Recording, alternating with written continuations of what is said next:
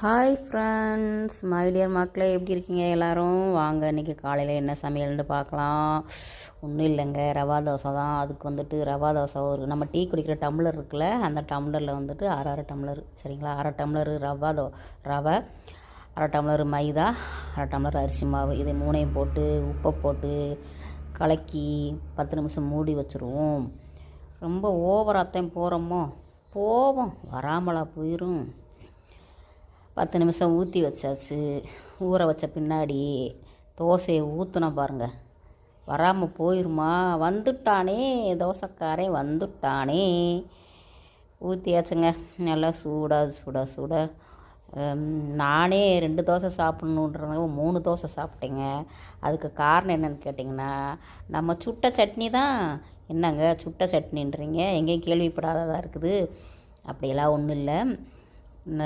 பல்லாரி வெங்காயம் இருக்குதுல்ல, பல்லாரி வெங்காயம் 2 வெங்காயம், 2 தக்காளி, 3 வரமிளகா, ஒரு 5 பல் பூண்டு, ஓகேங்களா? அதோட காரம் இல்லாத ஒரு 4 வரமிளகா, அதில் உள்ளே இருக்கிற சீட்ஸ்லாம் எடுத்துகிட்டு அந்த வரமிளகா, இது எல்லாமே தனித்தனியாக அடுப்பில் நல்லா சுட்டு, கரு வெட்டக்கூடாது, மைல்டான இதாக இருக்கணும். நல்லா சுட்டு எடுத்துகிட்டு நல்லா ஆற வச்சுருங்க.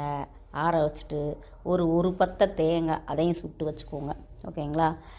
தேங்காயெல்லாம் நல்லா திருவி போடுவீங்களா, கட் பண்ணி போடுவீங்களா, அது உங்களுடைய விருப்பம். நான் வந்து கட் பண்ணி தான் போட்டு அரைச்சேன், ஓகேங்களா? அது கூட ஒரு 50 கிராம் பொட்டுக்கடலை, ஓகேங்களா? இது எல்லாத்தையும் தோலெல்லாம் உரிச்சிட்டு, தக்காளியில் தோலை உரிச்சிருங்க, வெள்ளைப்பூரில் தோலை உரிச்சிருங்க, வெங்காயத்தில் தோலை உரிச்சிருங்க. இது எல்லாம் நீங்கள் சும்மா ஒன்று மாதிரி தட்டி போட்டாலும் மிக்சியில் அரைப்பட்டுரும். நீங்கள் கட் பண்ணி கூட போட்டுக்கலாம்.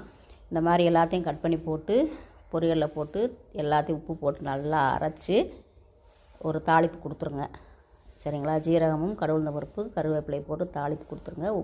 சூப்பராக இருக்குங்க, வேறு லெவல் டேஸ்ட்டுங்க. நான் சாப்பிட்டு கூட காமிக்கிறேன் பாருங்கள், அந்த அளவுக்கு இருக்குது மைல்டான காரம். நீங்கள் காரம் அதிகம் தேவைப்படுறவங்க வந்துட்டு வரமிளகாய் கொஞ்சம் சேர்த்து வச்சுக்கலாம், சீட்ஸோடு கூட சேர்த்துக்கோங்க.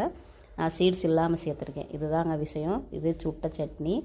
எங்கள் வீட்டில் சொன்னார், அடிக்கடி எப்போயாவது செய்வேன், இப்போ சுத்தமாகவே செய்ய மாட்டேங்கிற, அந்த குளிருக்கெல்லாம் அப்படி நாக்குக்கு சுள்ளுன்னு இருக்க வேணாமா, கொஞ்சம் செஞ்சு கொடு அப்படின்ட்டு இன்றைக்கி செஞ்ச பசங்களே வேறு லெவலு.